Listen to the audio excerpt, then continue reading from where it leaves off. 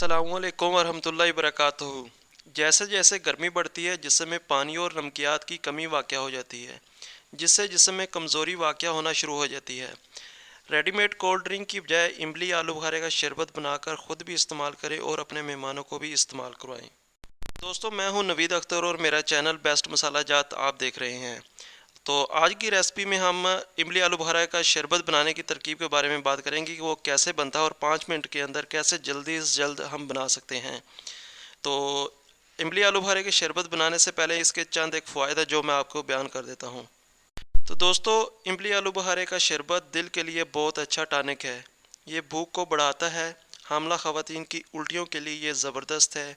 गर्मी की वजह से चेहरे पर जो दाने निकल आते हैं, पिंपल्स निकल आते हैं, उनको ये ख़त्म करता है। गर्मी की वजह से होने वाला मुकम्मल सर दर्द, आधे सर का दर्द और ब्लड प्रेशर हाई के मरीज़ों के लिए ये ज़बरदस्त है।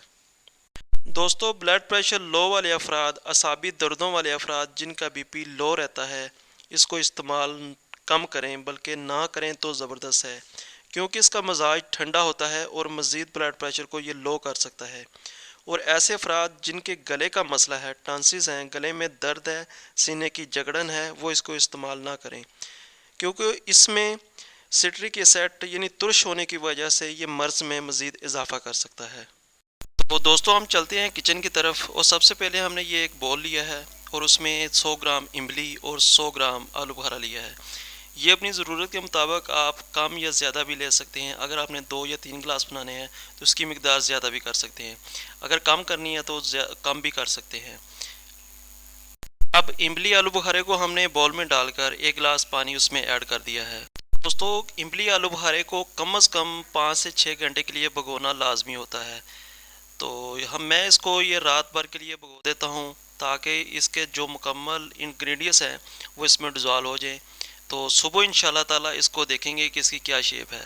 दोस्तों, अब रात भर भगोने के बाद इसको हमने सुबह इसको लिया है, तो इसकी शेप ये देखें आप। आलू बुखारा और इमली दोनों फूल कर अपनी असल हालत में आ चुके हैं। अब इसके जो बीज और गुठलियाँ हैं उसको हम हाथ की मदद से उसको अलहदा कर देंगे, तो हमारे पास सिर्फ इसका पेस्ट और पानी बच जाएगा। इस पेस्ट और पानी को हम जग में डालेंगे और हस्बे ज़रूरत हमें चीनी इसमें ऐड करेंगे। 2 या 3 चम्मच जितनी हमें ज़रूरत होगी हम इसमें चीनी ऐड करेंगे। उसके बाद इसके अंदर आधी से कम चम्मच काला नमक इसके अंदर ऐड करेंगे। काले नमक से इसका ब्लड प्रेशर कंट्रोल होता है और उसका जायका भी अच्छा बनता है। अगर आपके पास काला नमक नहीं है तो घर में जो सफ़ेद नमक हंडिया में यूज़ होता है उसे आप यूज़ कर सकते हैं। इसके बाद जितनी अब मज़ीद हमें ज़रूरत होगी पानी आप इसमें ऐड कर सकती हैं। 2 गिलास या 3 गिलास जितना ऐड करना है वो ऐड करेंगे और इसको शेक करेंगे। शेक करने के बाद हमारे पास ये एक बेहतरीन एनर्जी ड्रिंक आ गया है।